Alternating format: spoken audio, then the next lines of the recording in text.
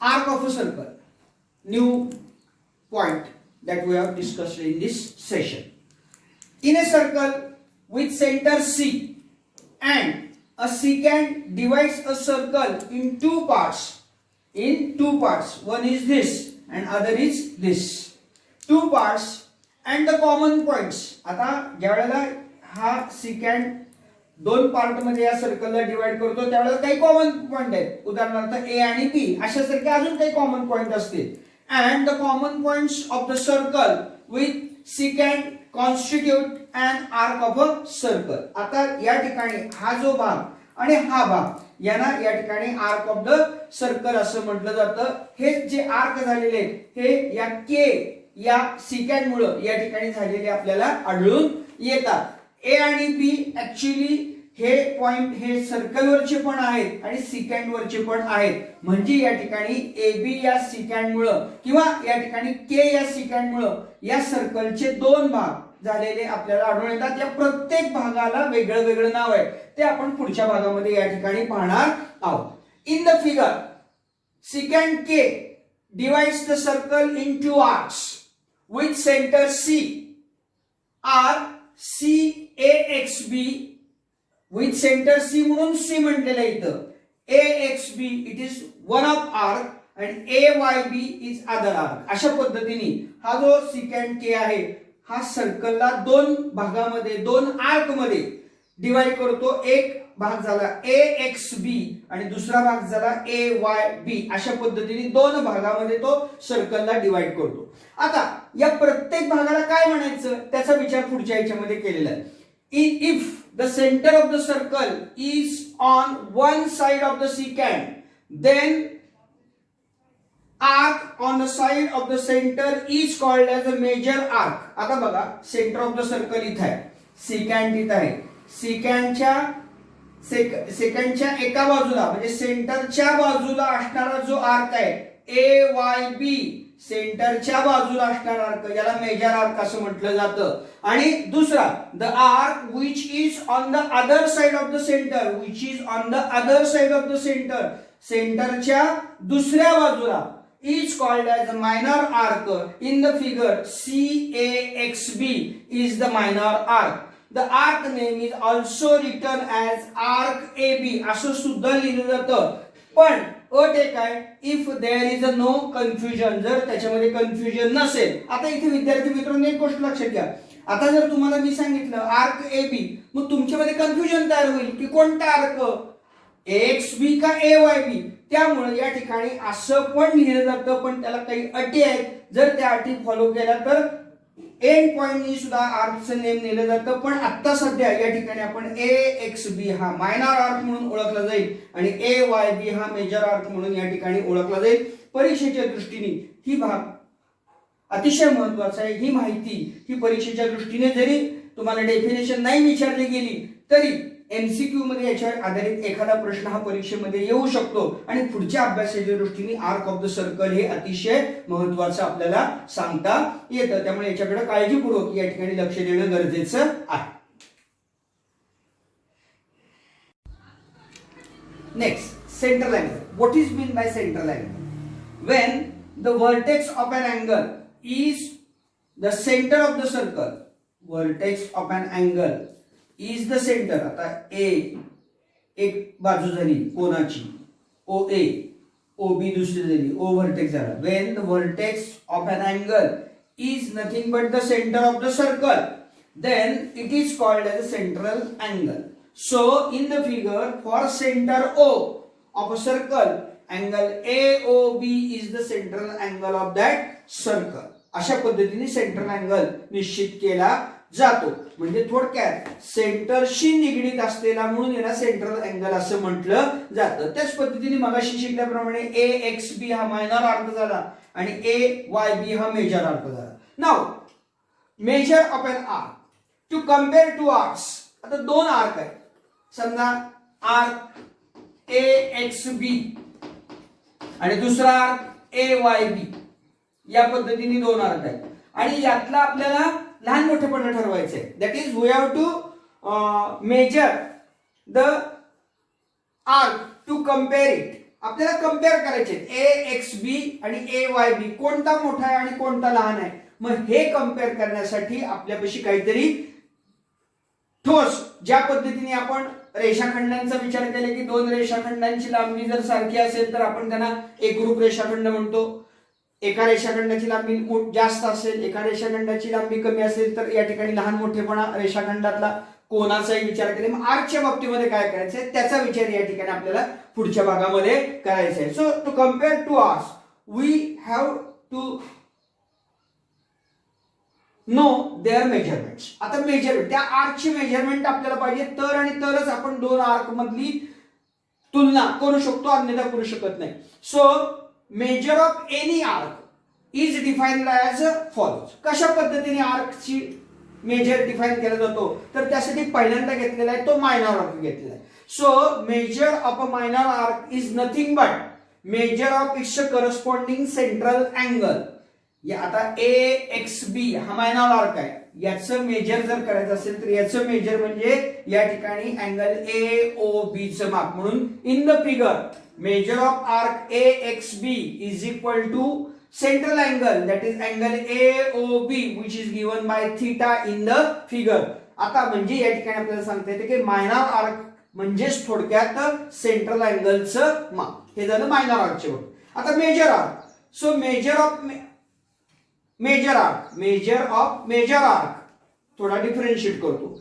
आता आपल्याला माहिती आहे पूर्ण सर्कलचं 360 आहे, पैकी यातनं या ठिकाणी मायनर आर्क जर थीटा गेला तर राहिलेलं माप हे कोणाचं असणार आहे, मेजर आर्कचं असणार आहे. त्यामुळे मी इथे लिहिलेलं आहे 360 minus measure of corresponding minor arc. त्याच्याशी करस्पॉन्डिंग असणारा मायनर आर्क कोणता आहे त्याचं माप या ठिकाणी वजा करायचं. कशातनं 360 म्हणून major arc is given by 360 degree minus theta.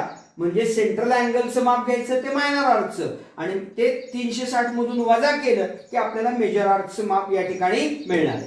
Next पुढचा point measure of a semi circular arc. समजा या ठिकाणी या पद्धतीने दोन सेमी सर्कल तयार झाले तर त्यांचं माप 180 अंश असतं आणि measure of complete circle is 360 degree. मी अगोदरच तुम्हाला सांगितलेलं आहे. त्यामुळे परीक्षेच्या दृष्टीने आणि इथनं पुढच्या अभ्यासाच्या दृष्टीने हे महत्वाचं आहे की मेजर ऑफ मायनर आर्क जर तुम्हाला माहित झालं तर मेजर आर्क काढायला इथं कोणताही प्रॉब्लेम येत नाही. पण त्यासाठी तुम्हाला सेंट्रल अँगलची कन्सेप्ट पण माहित असणं गरजेचं आहे.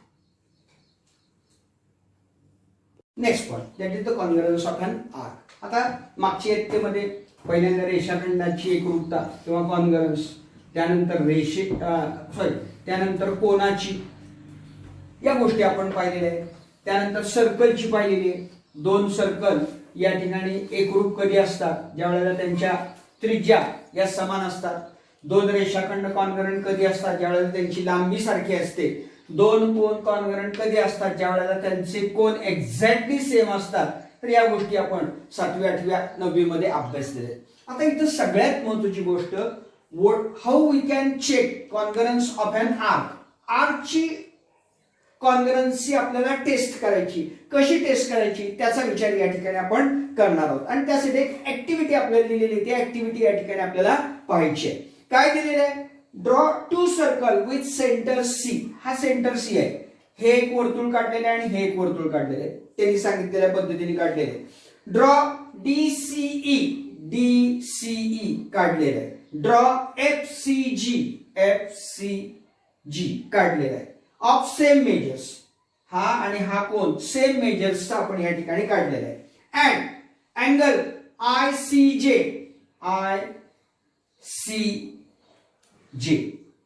हा 40 अंश मापाचा काढलेला आहे. ऑफ डिफरंट मेजर आपण 40 अंशाचा तो काढलेला आहे.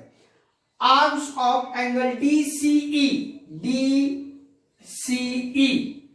Intersect inner circle at point A and B ते पण आपण काढलेलं आहे. Now do you notice that measure of arc AB and DE, measure of arc AB and DE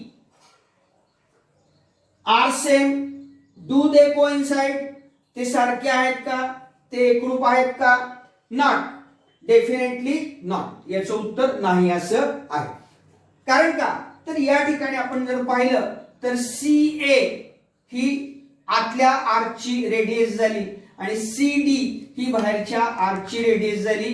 जरी कोन सारखे असले तरी रेडियस या ठिकाणी वेगवेगळ्या असलेल्या आपल्याला आढळून येतात. अजून क्लिअर करण्यासाठी आपण काय करूया, नाव cut and separate sector CDE हा सेक्टर सेपरेट करा. FG आणि IJ हे सेक्टर्स कट करा आणि सेपरेट करा. काय म्हणलेलं आहे, check whether the arc DE, FG and IJ coincide with each other. आता बघा, समजा जर हा एवढा तुकडा काढला तर हा तुकडा बरोबर याच्यावर बसेल, पण हा तुकडा मात्र याच्यावर पण बसणार नाही आणि याच्यावर पण बसणार नाही. म्हणजे याचा अर्थ काय झाला की जर समजा, so did you notice equality of measures of two arcs is not sufficient or enough to make the two arcs congruent. So what is the additional information required for the congruence of an arc? That is, when we are going to say that given two arcs are congruent, then two arcs are congruent if their measures तर सारखे पाहिजेच पाहिजे, and their radio आणि त्यांच्या radius सुद्धा सारख्या असल्याच पाहिजे.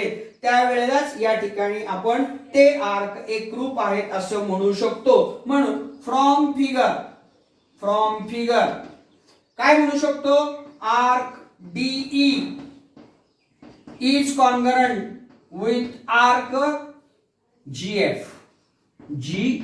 कारण का, तर CF आणि CD एकाच वर्तुळाचे त्रिज्या आहे. त्यानंतर सेंट्रल अँगल DCE आणि सेंट्रल अँगल GCF दोन्ही सारखे आहेत. म्हणून या ठिकाणी हे दोन आर्क आपण एकरूप म्हणू शकतो. पण arc DE is not equal to arc AB.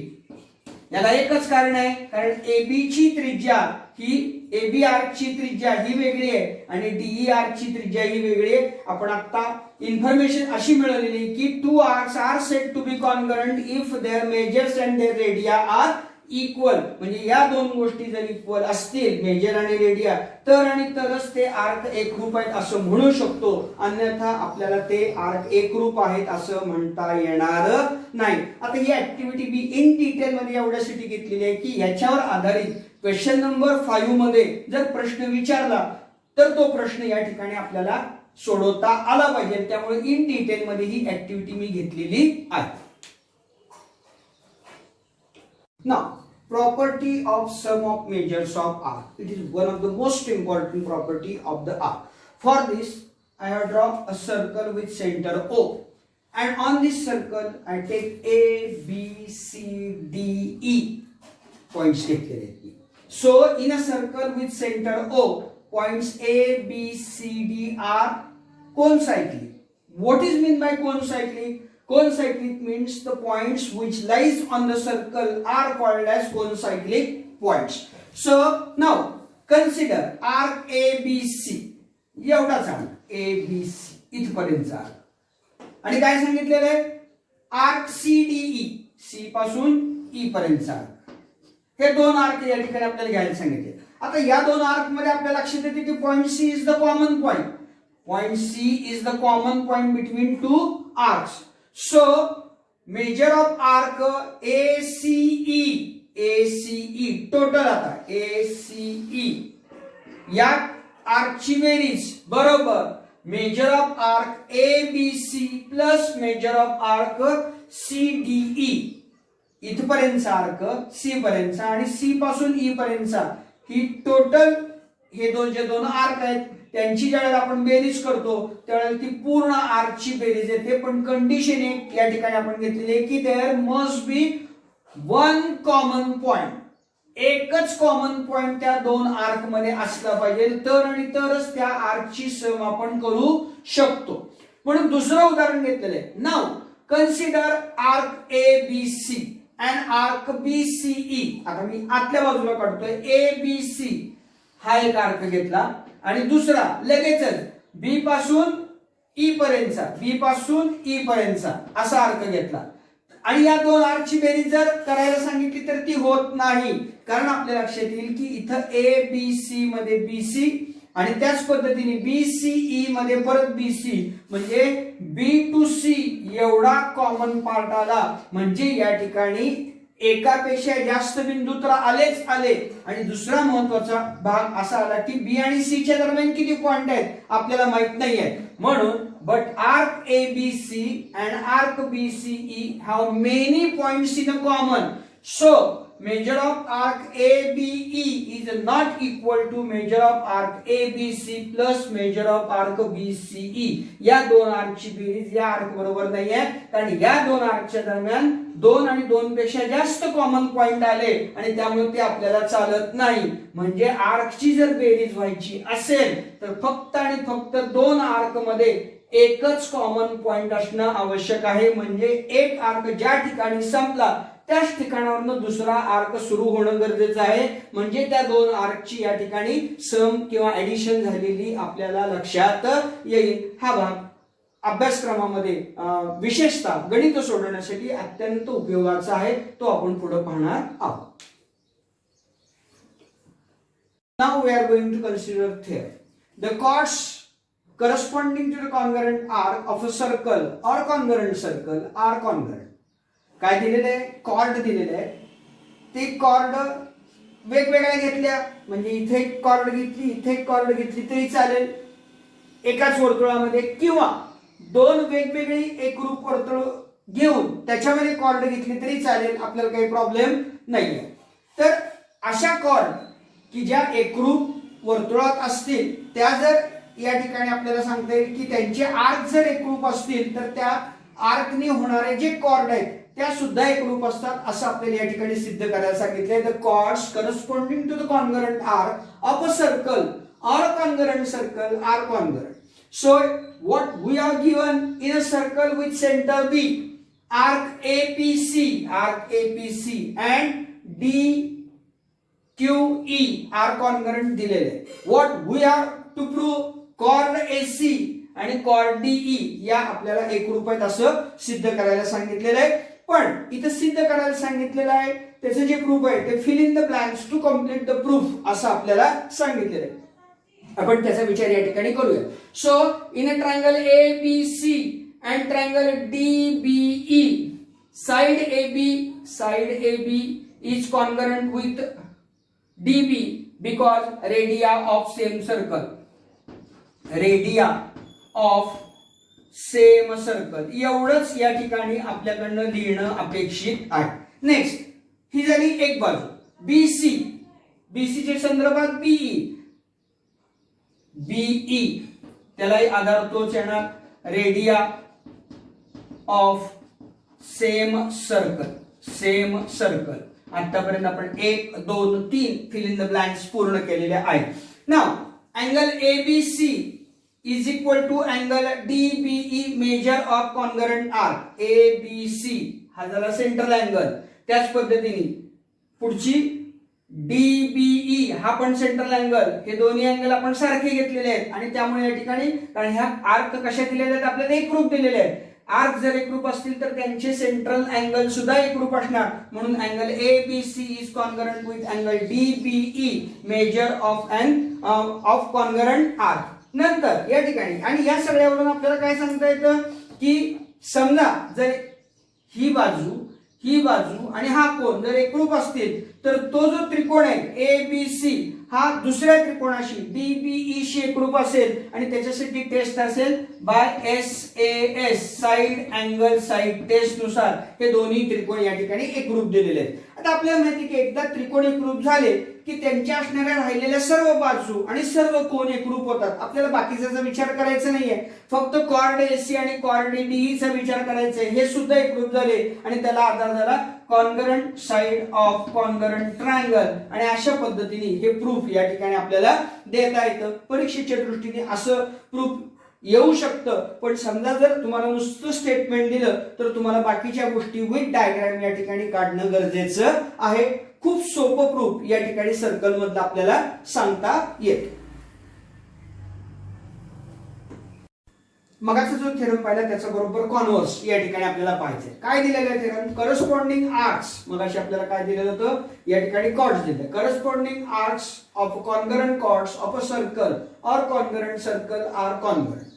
In a circle with centre O, chord PQ and chord RS are congruent. हे दिलेलं आहे आपल्याला. To prove arc PMQ and arc RNS are congruent या ठिकाणी आपल्याला दाखवायला सांगितलेले आहे.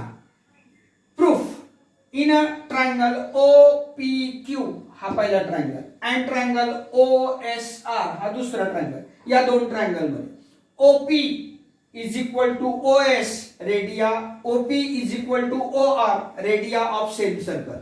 Similarly, OQ is equal to OS radii of same circle. Also, we are given PQ, segment PQ is equal to RS आपल्याला दिलेले गिवन मध्ये, त्यामुळे गिवन. सो 1 2 3 साइड एका त्रिकोणाच्या दुसऱ्या त्रिकोणाच्या 1 2 3 साइड शेकरूप आहेत, म्हणून triangle OPQ is congruent with triangle OSR by SSS test नुसार हे एकरूप या ठिकाणी झाले.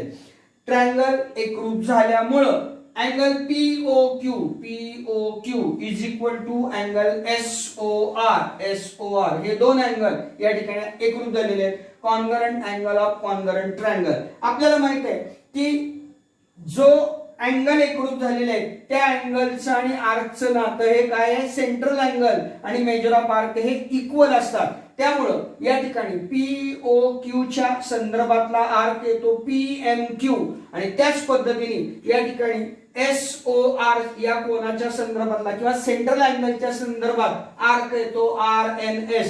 हे दोन कोन एकरूप असल्यामुळे हे दोन आर्क म्हणजे PMQ आणि RNS हे पण एकरूप झाले, म्हणून आधार दिलेला आहे. Measure of minor arc is nothing but major of its central angle आणि त्यामुळे हे दोन आर्क या ठिकाणी एकरूप झालेले आपल्याला आढळून येतील. मगाच्या याला आपल्याला आर्क एकरूप दिले होते, कॉर्ड एकरूप दाखवले आपण. आता कॉर्ड एकरूप दिले होते, आर्क एकरूप दाखवले. हे दोन्ही थेरम परीक्षेच्या दृष्टीने आणि पुढच्या गणिताच्या दृष्टीने महत्त्वाचे आहे. In the figure practice set 3.3 मधलं पहिलं गणित. In the figure point GDEF are concyclic points because they are on the circle with centre C दिलेले आहे. Angle ECF is of 70 degree. हा 70 अंशाचा दिलेला आहे कोन. आणि आपल्याला काय दिलेलं आहे? मेजर ऑफ आर्क DGF हा टोटल आर्क या ठिकाणी आपल्याला दिलेला आहे 200 अंश.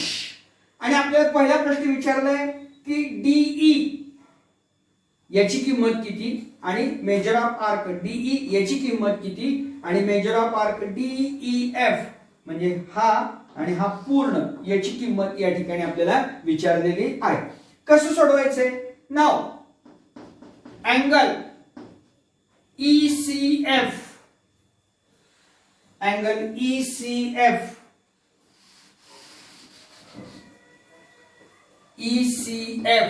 is given as a 70 degree. It is given.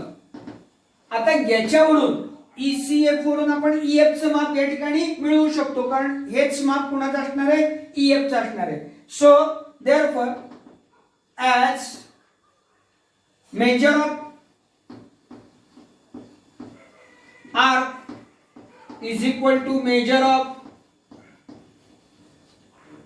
It's central angle.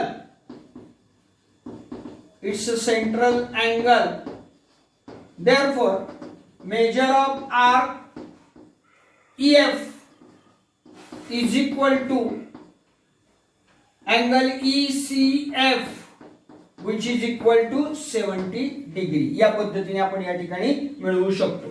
Also, measure of arc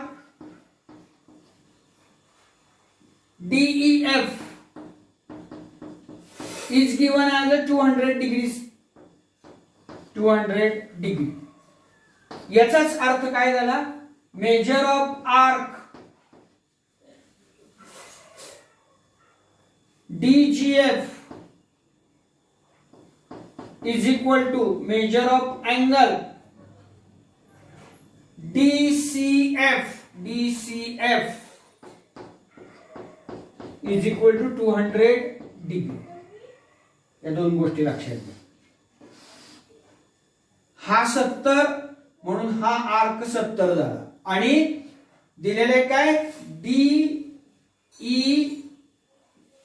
DGE हा आर्क 200 दिलेला आहे म्हणून DCG हा DCF हा कोण या ठिकाणी 200 अंश या ठिकाणी झालेला आपल्याला आढळून येतो.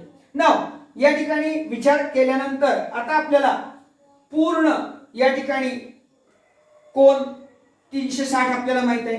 या 360 मधून हा आणि हा वजा केला तर DE आपल्याला या ठिकाणी मिळणार आहे.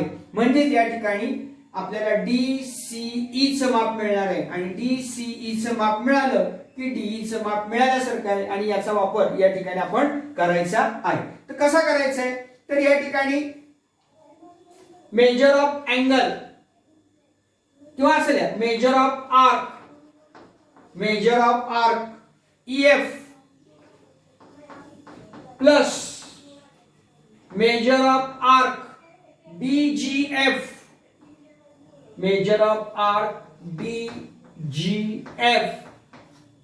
प्लस मेजर ऑफ आर्क राहिलेला हा घेतला EF घेतला DE is equal to 360 degree. पूर्ण वर्तुळाचं माप परत एकदा चेक करा. EF घेतलं त्यानंतर DGF घेतलं आणि या ठिकाणी DE पण घेतलेलं आहे. या पूर्णचं माप 360 झाले. आता यातली काही माप आपल्याला माहिती आहे. उदाहरणार्थ EF 70 अधिक आर्क DGF 200 अधिक माप measure of angle DE is equal to 360. म्हणून मेजर ऑफ अँगल म्हणत नाही मेजर आर्क DE बरोबर 360 वजा 270 360 वजा 270. याचाच अर्थ या ठिकाणी आपल्याला सांगता येतो की measure of arc DE is equal to 90 degree. आता इथे एक गोष्ट लक्षात घ्या की पहिल्यांदा आपल्याला DE चं माप विचारलं होतं ते आपण या ठिकाणी काढून टाकलेलं आहे. आता त्याच्यानंतर आता DEF चं माप विचारलेलं आहे. EF चं मिळालं DE चं मिळालं sum of measures of arc या ठिकाणी आपल्याला करावे लागेल. So to find measure of arc DEF. So measure of arc DEF is equal to measure of arc DE plus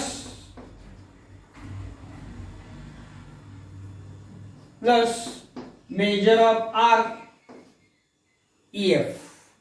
he common point झाला आणि त्यामुळे याची मेजर आपल्याला या ठिकाणी करता येते. इज इक्वल टू DE आता आपण काढलं 90 अधिक EF आपल्याला दिलेलं आहे 70 म्हणून measure of arc DEF is equal to 160 degree आणि हे उत्तर या ठिकाणी आपल्याला येता येतं. इथं वाटलंच तर तुम्ही या ठिकाणी सम ऑफ मेजर्स ऑफ आर्क्स हे लिहू शकता म्हणजे ते रिझन या ठिकाणी होईल. लक्षात या पद्धतीने हे गणित आपल्याला पूर्ण करायचं आहे. एक्झाम्पल नंबर 2 काय दिलेलं एक्झाम्पल मध्ये या ठिकाणी त्याचा विचार करूया. पहिल्यांदा in a figure triangle QRS is an equilateral triangle, then prove that arc RS, arc QS and arc QR are congruent and measure of arc QRS is equal to 240 degree असं आपल्याला सिद्ध करायला सांगितलेलं आहे. दिलंय काय आपल्याला की हा एक सर्कल दिलेला आहे, सर्कल मध्ये ट्रायंगल दिलेला आहे आणि तो इक्विलॅटरल ट्रायंगल दिलेला आहे. So as given in the example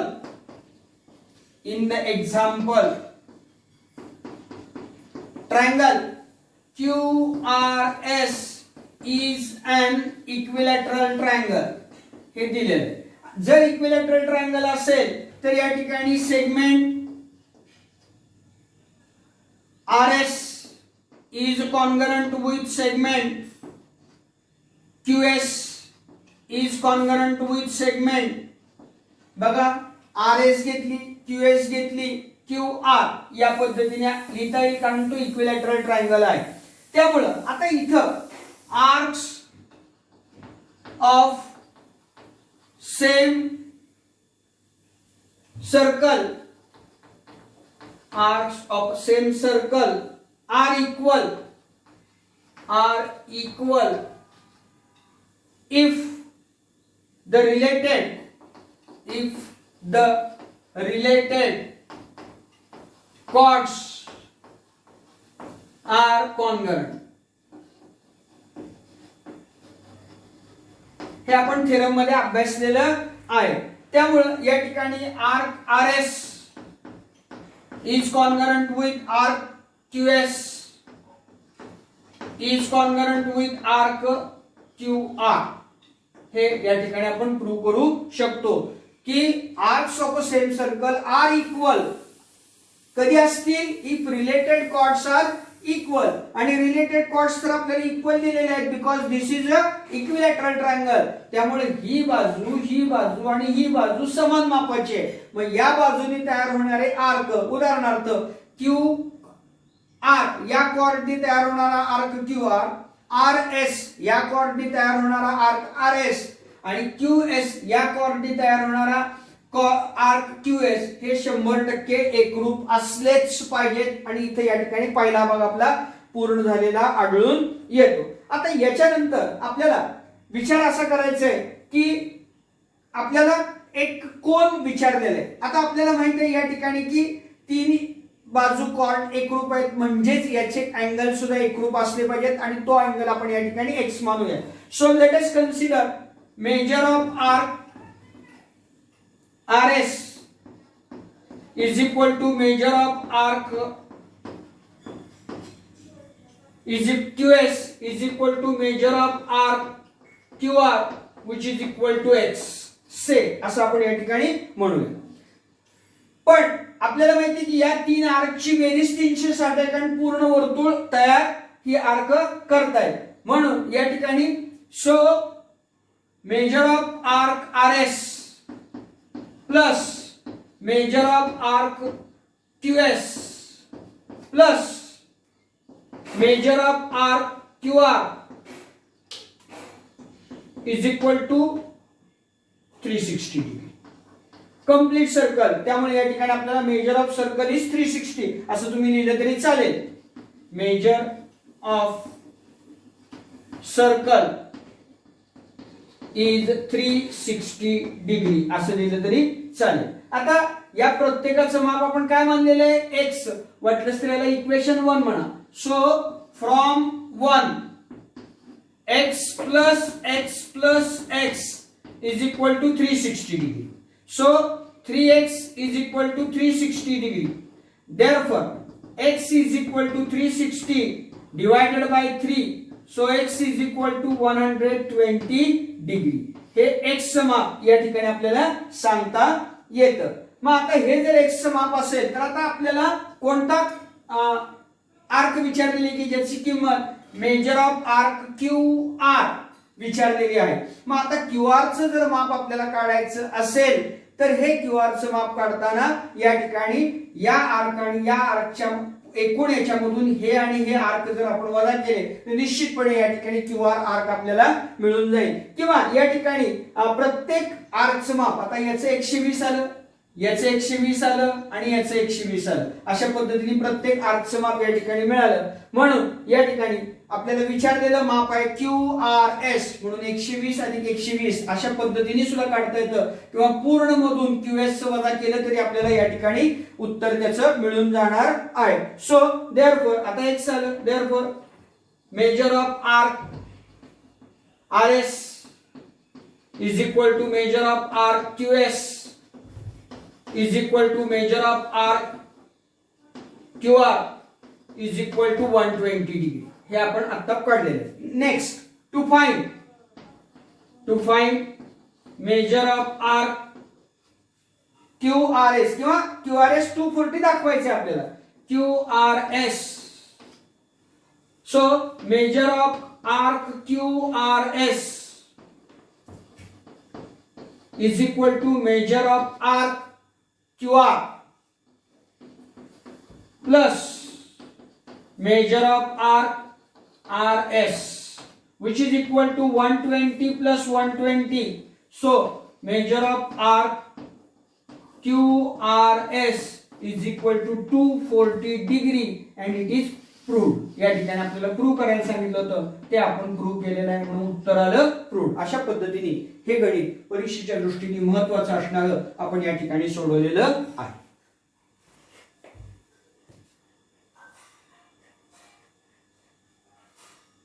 Last example. In the figure, chord AB and chord CD are congruent. We have to prove that arc AC is congruent with arc DB. That we have to prove here. So, proof. Chord AB is congruent with chord CD. Chord CD. It is given. Chord एकरूप झाल्यामुळे त्यांच्याशी संबंधित असणारे arc AB शी संबंधित असणारा arc ACB, त्याच पद्धतीने CD शी संबंधित असणारा आर्क CBD हे एकरूप झाले. Therefore आर्क ACB किंवा असेल measure of arc ACB is congruent with measure of arc CBD. याला आधार या ठिकाणी आर्क्स करस्पॉन्डिंग